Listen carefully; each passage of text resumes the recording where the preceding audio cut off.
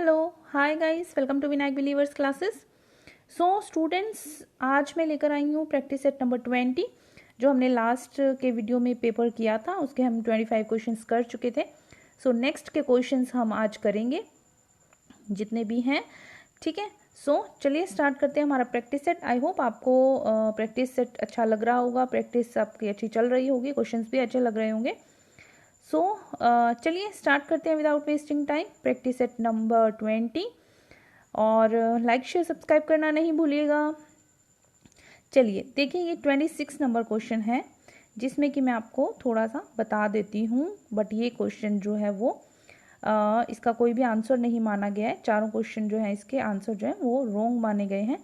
But अगर वैसे देखा जाए इसके अंदर इनमें से प्रबंध के सोपान कौन से हैं। सो नियोजन, मूल्यांकन, नियंत्रण नहीं है। नियोजन, संगठन और मूल्यांकन अगर स्टेप्स की बात करें तो नियोजन, संगठन और होता क्या है, नियोजन, संगठन, नियंत्रण और मूल्यांकन। बट इसके अंदर नियंत्रण नहीं दिया गया है इस ऑप्शन के अंदर, इस ऑप्शन में। सो नियोजन, संगठन, नियंत्रण, मूल्यांकन नहीं दिया गया है। बाकी कोई भी स्टेप जो है वो सही नहीं जा रहा। सो ये क्वेश्चन जो है डिलीटेड। अगर वैसे देखा जाए तो ये ऑप्शन नंबर जो है ये राइट हो जाएगा इसका, ठीक है।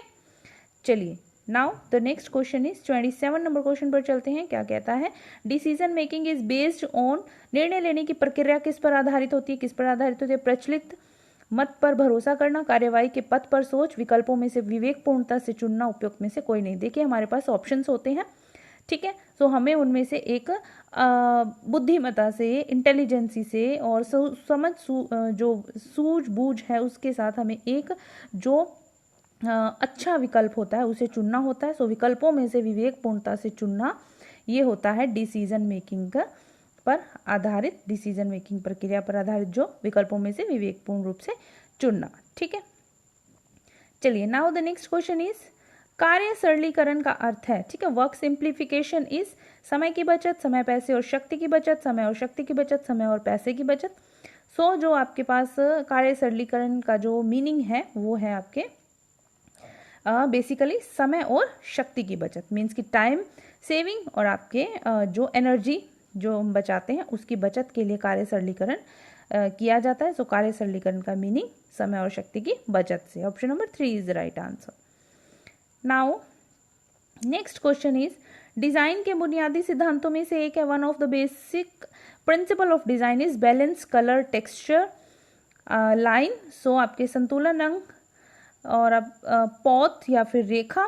सो ये आपके इसके अंदर आ जाता है। जो संतुलन है बुनियादी सिद्धांतों में से एक है, डिजाइन के जो बेसिक प्रिंसिपल था उनमें से एक है संतुलन, balance. Option number 1 is the right answer. Next question पर चलते हैं। खाना बनाने वाले बर्तनों के लिए सबसे उत्तम धातु है, ठीक है, पीतल, एल्यूमिनियम, स्टेनलेस स्टील, लोहा। तो खाना बनाने वाले बर्तनों के लिए सबसे जो बेस्ट है वो कौन सा है, आपके स्टेनलेस स्टील जो है वो बेस्ट माना गया। Option number 3 is the right answer. Okay, now the next question is, किशोरावस्था को पहचान बनाने की अवस्था के रूप में किसने व्याख्या की है, ठीक है। फ्रॉयड ने, एरिक्सन ने, हेंच ने या फिर बाम्बर्ड ने, ठीक है। सो ये है आपके किशोरावस्था को पहचान बनाने की अवस्था जो है वो आपके एरिक्सन ने उसकी व्याख्या की है। So option number 2 is the right answer. Okay, now the next question is 32 number question पर चलते हैं। Okay, blending of feminine and masculine traits in one's personality is, एक ही व्यक्तित्व में स्त्री एवं पुरुष गुणों का सम्मिश्रण है, ठीक है। स्त्रीत्व, पुरुषत्व, लैंगिक या उभयलिंगित्व, यानी एक ही व्यक्तित्व में स्त्री और पुरुषों गुणों का सम्मिश्रण क्या होता है, उभय लिंगित्व, ठीक है, एंड्रोगैमी, ठीक है, androgamy is the right answer. Option number 4 is the right answer. Okay, चलिए now the next question is, चलिए पढ़ते हैं क्वेश्चन क्या कहता है। शारीरिक वृद्धि एवं गत्यात्मक नियंत्रण का व्यवस्थित प्रारूप जो सिर से पैर की ओर होता है कहलाता है। सिर से पैर की ओर जो होता है शारीरिक वृद्धि का गत्यात्मक नियंत्रण व्यवस्थित प्रारूप, सो वो होता है आपके मस्तकाधोन्मुखी, जिसको बोलते हैं सिफेलोकॉडल बोला जाता है, ठीक है। इंग्लिश में उसको बोला जाता है सिफेलोकॉडल और हिंदी में बोला जाता है मस्तकाधोन्मुखी। So option number 3 is right answer. Next question पर चलते हैं। नेक्स्ट क्वेश्चन क्या कहता है, निम्नलिखित में से कौन से विकासात्मक कार्य उत्तर बाल्यावस्था के उपयुक्त नहीं है, ठीक है। तो हमें देखना है कि उत्तर बाल्यावस्था के लिए उपयुक्त कौन से नहीं है। सामान्य खेलों के लिए जरूरी शारीरिक कौशल सीखना, पुरुष एवं नारी के सामाजिक दायित्व प्राप्ति, व्यक्तिगत स्वतंत्रता प्राप्ति, और उसके अलावा अपने समूह साथियों से सामंजस्य। सो ये जो हमारा क्वेश्चन है उसमें आपका राइट जो आंसर आ रहा है, राइट आंसर है पुरुष एवं नारी के सामाजिक दायित्व प्राप्ति। ठीक है। जो विकासात्मक कार्य उत्तर बाल्यावस्था के उपयुक्त नहीं है, सो इनमें से ये नहीं है। खेल जो है वो जरूरी है, व्यक्तिगत स्वतंत्रता जरूर, अपने समूह साथियों से सामंजस्य जरूरी है। सो जो जरूरी है पुरुष एवं नारी के सामाजिक दायित्व प्राप्ति। Option number second is the right answer. चलिए नेक्स्ट क्वेश्चन पर चलते हैं। जीवन के प्रथम वर्ष में बालक अवस्था से गुजरता है। ठीक है। जीवन के प्रथम वर्ष में बालक किस अवस्था से गुजरता है? ऑरल से, एनल से, जेनिटल से या फिर फैलेक से? सो जो जीवन का प्रथम वर्ष है, पहला वर्ष है, शायद आपने पढ़ा होगा, उसमें दिया गया है कि ये ऑरल जो है मुखी है। ठीक है। मुख्य अवस्था से गुजरता है। So option number 1 is the right answer. ठीक है। चलिए नेक्स्ट क्वेश्चन पर चलते हैं जल्दी से। ओके। अनौपचारिक शिक्षा की पहुंच होनी चाहिए। The approach of non formal education should be. So literacy oriented, learner oriented, examination oriented या फिर सब्जेक्ट मैटर ओरिएंटेड। सो जो आपके अनौपचारिक शिक्षा है, नॉन फॉर्मल एजुकेशन जो है वो आपके जाता है शिक्षार्थी उन्मुख, जिसे लर्नर ओरिएंटेड बोला जाता है। सो वो होती है शिक्षार्थी उन्मुख, मीन्स की नॉन फॉर्मल एजुकेशन। सो चलिए चलते हैं हमारे नेक्स्ट क्वेश्चन की तरफ। भारत में पंचायती राज व्यवस्था कौन सी है? ठीक है। भारत में पंचायती राज व्यवस्था है एक स्तरीय, द्विस्तरीय, त्रिस्तरीय या फिर बहुस्तरीय। सो जो भारत के अंदर चलती है पंचायती राज व्यवस्था, वो चलती है आपके 3 टायर। ठीक है। यानी कि त्रिस्तरीय है, वो चलती है। Option number 3 is the right answer. Next question पर चलते हैं। स्टूडेंट, अगर आपको वीडियो अच्छा लग रहा हो तो लाइक शेयर सब्सक्राइब करना नहीं भूलिएगा, और अगर मेरा वीडियो नए स्टूडेंट्स देख रहे हैं तो वो भी सब्सक्राइब करना नहीं भूलिएगा। आपको और भी नए नए वीडियोस मिलेंगे जिसके अंदर आपको इंपॉर्टेंट यूजफुल क्वेश्चंस मिलेंगे, जो आपके पेपर के पॉइंट ऑफ व्यू से बहुत ज़्यादा हेल्पफुल होंगे, यूजफुल होंगे। ठीक है। सो चलिए नेक्स्ट क्वेश्चन देखते हैं। In MNREGA M stands for. MNREGA में एम जो है वो इंगित करता है। ठीक है। तो किसको इंगित करता है? मनमोहन सिंह, ममता बनर्जी, महात्मा गांधी, मायावती। आई होप ये इस क्वेश्चन का आंसर आप सबको पता होना चाहिए और होगा भी। So option number 3 is the right answer, Mahatma Gandhi. ठीक है। एम नरेगा में M stands for Mahatma Gandhi. चलिए नेक्स्ट क्वेश्चन पर चलते हैं जल्दी से। ओके। दो व्यक्तियों का आमने सामने का संचार क्या कहलाता है? अंतर्वैयक्तिक संचार, अंतःवैयक्तिक संचार, लिखित या फिर औपचारिक? सो इजी क्वेश्चन है। दो व्यक्तियों का आमने सामने का संचार, face to face communication between 2 persons is called, that is interpersonal communication. ठीक है। Interpersonal communication. Option number 1 is the right answer, अंतर्वैयक्तिक संचार। नेक्स्ट क्वेश्चन है। प्रोग्राम जो कि पाकिस्तान से आए विस्थापितों को स्थापित करने के लिए चलाया गया है।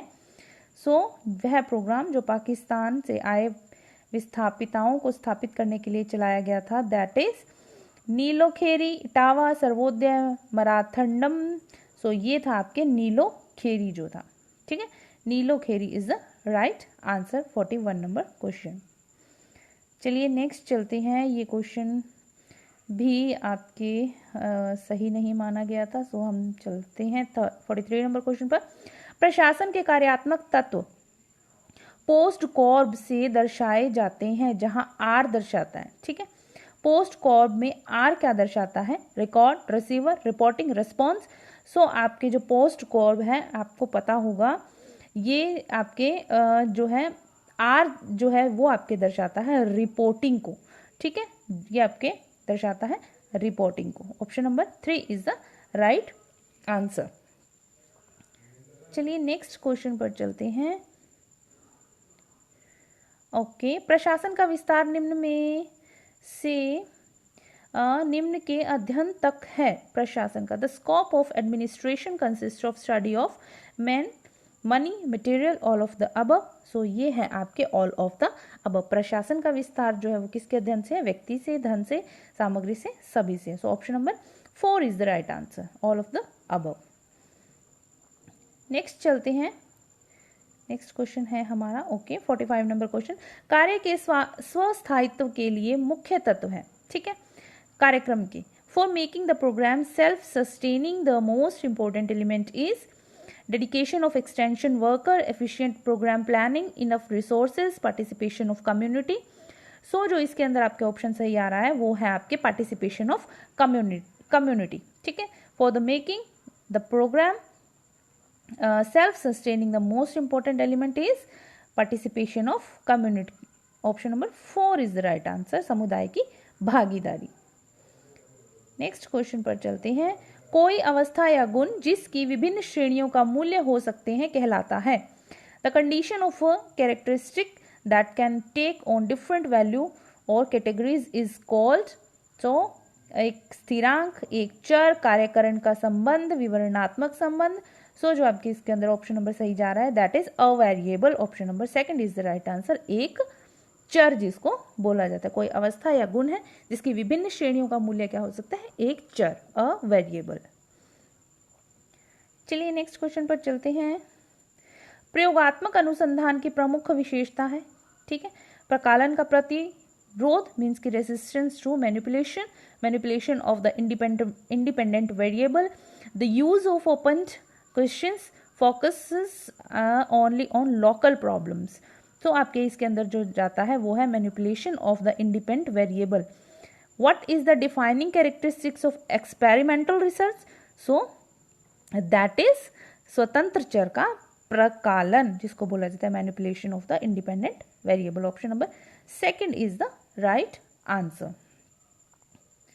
चलिए नेक्स्ट क्वेश्चन पर चलते हैं जल्दी से। नेक्स्ट क्वेश्चन क्या कहता है, कौन सा सह संबंध सर्वाधिक है, ठीक है, which correlation is the strongest?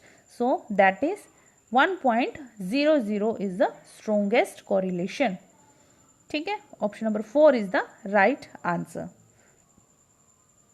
Now the next question is, Likert पैमाने का दूसरा नाम क्या है, ठीक है, लिकट पैमाना है उसका दूसरा नाम interview protocol, event sampling, summated rating scale, ranking. So जो आपके लिकट स्केल है उसका अनदर जो नेम है, ठीक है, दूसरा जो नाम है वो क्या है, 49 नंबर में ये आ रहा है आपके संकलित श्रेणी मापन, जिसको बोला जाता है मीन्स की summated rating scale is the right answer. Option number 3 is the right answer. आप इंग्लिश में नाम याद रखेंगे तो ज़्यादा आई थिंक बेटर रहेगा। लिकट पैमाने का दूसरा नाम सुमेटेड रेटिंग स्केल। ओके, ये है हमारा आज की वीडियो का लास्ट क्वेश्चन। आई होप आप सबको क्वेश्चंस अच्छे लग रहे होंगे, समझ में भी आ रहे होंगे। आप 1-2 बार वीडियो देखेंगे आपको क्वेश्चंस अच्छे से याद हो जाएंगे, और मुझे पूरी उम्मीद है कि आप लोगों ने काफ़ी क्वेश्चंस इसमें से खुद से ही अटेम्प्ट कर लिए होंगे। आप लोग अच्छी तैयारी कर रहे हैं, सब बहुत इंटेलिजेंट है, अच्छे से पढ़ रहे हैं, प्रैक्टिस कर रहे हैं, सो आप अच्छे से इसको अटेम्प्ट कर पा रहे होंगे। चलिए लास्ट क्वेश्चन है हमारा, मध्य मान में एक प्रमाणित विचलन के बीच लगभग कितने प्रतिशत प्राप्तांक होते हैं? सो 34%, 95%, 99% या फिर 68%।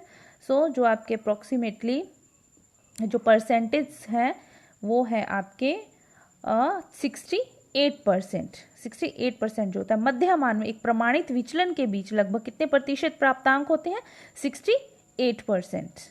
Option number 4 is the right answer.